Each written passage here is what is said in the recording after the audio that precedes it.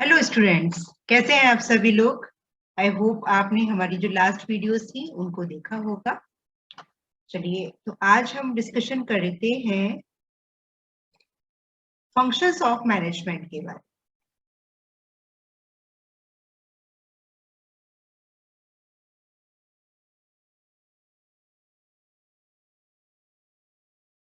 तो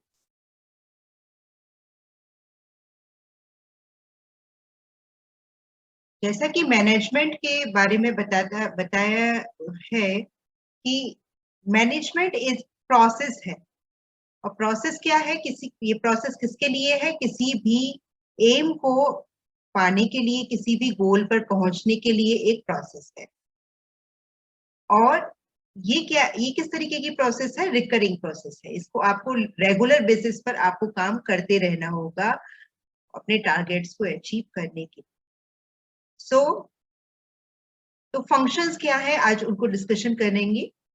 तो management has been described as a social process involving responsibility for economical and effective planning and regulation of operation of an enterprise in the fulfillment of given purpose। यानी किसी given purpose को पूरा करने के लिए effective planning, regulation of operation जो है वो हमारा मैनेजमेंट है। मैनेजमेंट क्या करता है? प्लानिंग करता है, इफेक्टिव प्लानिंग करता है कि किस तरीके से हमको अपने पर्पसेस को कंप्लीट करना है, अपनी रिक्वायरमेंट को कंप्लीट करना है, अपनी जो टारगेट है उसको अचीव करना है।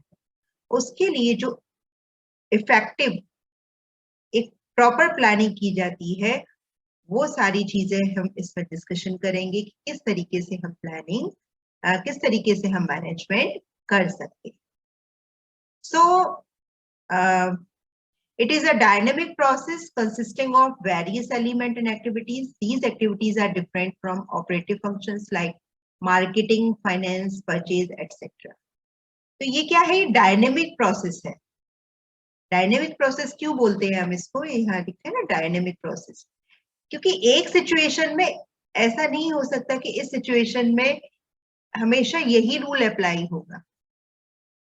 अपनी सोच के हिसाब से, अपनी स्किल्स के अकॉर्डिंग हमको सिचुएशन प्लस अपनी सिचुएशन को देखते हुए हमको डिसीजन मेकिंग करनी होती है, क्योंकि मैनेजमेंट डिसीजन लेने के लिए। ठीक है, ये अब इस तरीके से नहीं है, अभी कहते थोड़ा सा डिफरेंट है। These activities are different from operative function. मतलब ये मैनेजमेंट जो है, जो ऑपरेटिव फंक्शंस है लाइक मार्केटिंग, फाइनेंस, परचेज, इनसे थोड़ा सा डिफरेंट है। कुछ इसमें फंक्शंस बताए हैं डिफरेंट एक्सपर्ट्स ने। तो different experts have classified function of management.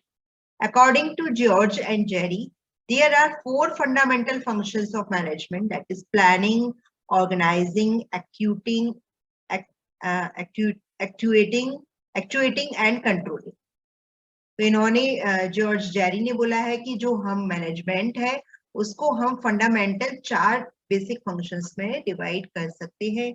इसमें हम पहले प्लानिंग बोलेंगे, उसके बाद ऑर्गेनाइजिंग बोलेंगे, उसके बाद एक्चुएटिंग बोलेंगे और उसके बाद कंट्रोलिंग। तो इन्होंने 4 तरीके के बताए हैं, पर देन इनको हम और एलाबोरेट करेंगे आगे। हेनरी फेलर ने बोला है, to manage is to forecast and plan, to organize, to command and to control। to manage is to forecast the plan। पहले से प्लान को फोरकास्टिंग करनी पड़ती है। तो यहाँ पर भी वही कह रहे हैं, प्लानिंग, प्लान, सेम थिंग्स निकल कर आ रही हैं। ऑर्गेनाइज, पहले प्लान करेंगे, माइंड में सेटअप करेंगे ये क्या करना है, फिर उसको ऑर्गेनाइज करेंगे, फर्स्ट स्टेप पर ये करना है, सेकंड स्टेप पर ये करना है, उसी के अकॉर्डिंग कमांड करना है और उसी के अकॉर्डिंग उसके बाद कंट्रोलिंग करना है। तो सेम, लगभग सेम ही इन्होंने बोला है हेनरी ने, कि पहले हम प्लान करेंगे, फिर हम ऑर्गेनाइज करेंगे, फिर कमांड देंगे, यहाँ पर है ना, और उससे इसके बाद कंट्रोलिंग करें। Whereas Luther Gallic has given a keyword post कॉर्ब इन्होंने दिया है एक कीवर्ड, जहां पर P स्टैंड करता है प्लानिंग को, O स्टैंड करता है ऑर्गेनाइजिंग को, S for staffing, D for directing, O for coordinating, R for reporting and B for budgeting. इन्होंने इस तरीके से एक कीवर्ड प्रोवाइड किया और इसके हर एक वर्ड का एक मीनिंग यहाँ पर निकाला है, राइट। अब इन सब चीजों को मिक्स कर दें। मिक्स करने के बाद न्यूज एंड टोनल ने बोला कि अब जो फाइनल निकल के आती है और जो वाइडली एक्सेप्टेड है जो फंक्शंस हैं वो है planning, organizing, staffing, directing and control, right. So these all are correlated, ये आपस में कोरिलेटेड, आपस में लिंक्ड है। प्लानिंग करेंगे, फिर ऑर्गेनाइजिंग करेंगे, स्टाफिंग करेंगे, डायरेक्टिंग करेंगे, कंट्रोलिंग करेंगे, these all are connected with management. So these are the functions of management.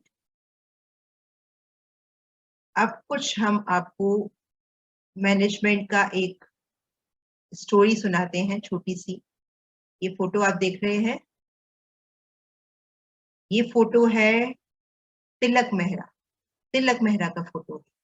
और तिलक मेहरा के बारे में थोड़ा सा बताते हैं आपको।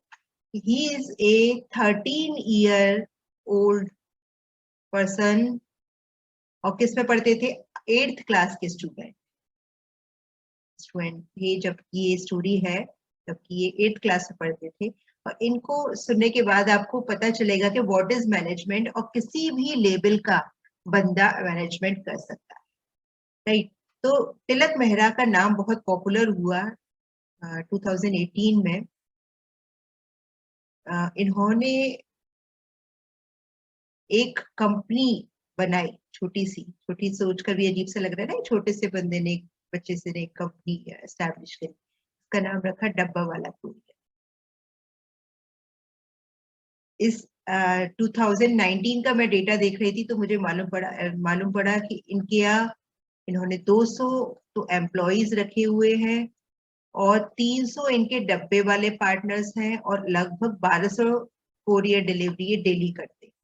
तो क्या है स्टोरी इनकी, जरा मैं थोड़ी सी आपको बताती हूँ कि ये जो तिलक मेहरा है, इन्होंने बड़ी इनोवेटिव और क्रिएटिव सोच के व्यक्ति है ये, और इन्होंने मैनेजमेंट के लिए एक ये मोटिवेशन है। तो ये स्टोरी को हम यहाँ पर लेकर आए हैं, इसीलिए आपको मालूम होना चाहिए। तो तिलक मेहरा की ये स्टोरी स्टार्ट होती है जब ये अपने अंकल के यहाँ घूमने गए और अंकल के यहाँ अपनी एक बुक को छोड़ आए। घर पर आ गए वापस, अगले दिन अपने फादर से बोलते हैं कि पापा मेरी वो बुक जो है वो वहां रह गई, कोई तरीका हो तो आप मेरी बुक मंगा दीजिए किसी कोरियर कंपनी से या किसी के थ्रू। तो इनके फादर ने कहा कि अगर हम कोरियर कंपनी से मंगाएंगे तो जितने की आपकी बुक नहीं है उतनी तो कोरियर में चला जाएगा। तिलक मेहरा सोचने लगे ये तो बड़ी टेंशन की बात है। 2 दिन बाद इन्होंने अपनी घर के बालकनी से देखा कि डब्बे वाले घूम रहे थे, टिफिन टिफिन जो देते हैं, जो एक बहुत पुरानी कंपनी, डब्बा वाला कंपनी से इन्होंने फिर बात करी डब्बे वालों से कि आपका कहाँ कहाँ रूट रहता है, कैसे कैसे होता है।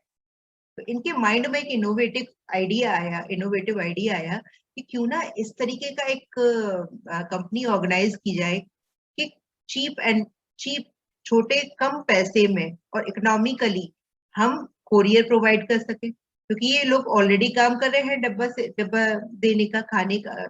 डब्बा में क्या होता है कि एम्प्लॉयज जो होते हैं उनके लिए डब्बा खाने का भोजन मंगाया जाता है, तो दे आर ऑलरेडी वर्किंग।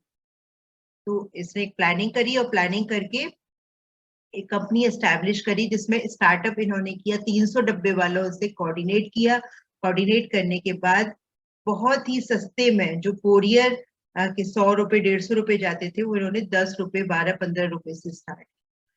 इस बंदे ने कैलकुलेशन करी कि किस तरीके से हम चीप एंड बेस्ट तरीका, क्विक, क्योंकि वो बंदे वहां तो जा ही रहे हैं, डब्बा देने के लिए उनका रूट मैप इस तरीके से डिजाइन किया कि यहाँ से ये पिक एंड ड्रॉप कर सकते सामान को। उस पिक एंड ड्रॉप को करके इन्होंने एक लॉजिक सोचा, एक मोबाइल ऐप बनाई, मोबाइल ऐप को लॉन्च किया।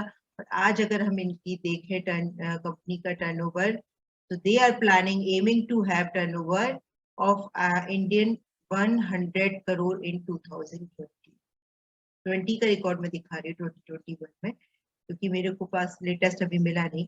तो डेफिनेटली इन्होंने ये वो टच कर लिया हो। तो क्या है ये सब? Everything is running under the management. Innovative idea आया, उसको इम्प्लीमेंट करना is called the management. Management हमें पहुंचाता है कैसे हमको अपनी सोच को इम्प्लीमेंट करके दिखाना है, अपने टारगेट्स पे पहुंचना है। So these are the functions of management. कैसे फॉलो करेंगे? पहले प्लान किया, मेहरा ने पहले प्लान करके उसको ऑर्गेनाइज किया कि कौन कौन से रूट से हम इनको पिकअप कर सकते हैं, कैसे शॉर्टेस्ट पाथ बनाए, कैसे हम इकोनॉमिकली डिलीवरी कर सकते हैं, कैसे पिकअप करेंगे, कैसे ड्रॉपिंग करेंगे। तो रिसोर्सेस को रीयूटिलाइज किया, है ना। सो ऑर्गेनाइज किया, स्टाफिंग किया। स्टाफिंग यानी उसको किन किन लोगों की जरूरत थी, वो सारे लोग हायर किए, ठीक है। फिर डायरेक्शन दिया कि आप इस तरीके से करिए, आप इस तरीके, क्योंकि वो डब्बा वाला सिस्टम तो ऑलरेडी चल रहा था। अपने अकॉर्डिंग उन्होंने डायरेक्शन दिया, फॉलो अप कराया।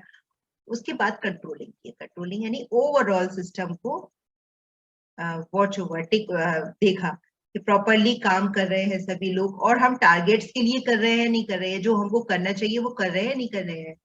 सो दिस होल इज फंक्शनैलिटी कि किस तरीके से हम मैनेजमेंट को सक्सेसफुल बना सकते हैं। सो आई होप आपको ये स्टोरी अच्छी लगी होगी। Thank you so much. Continue करेंगे नेक्स्ट वीडियो में।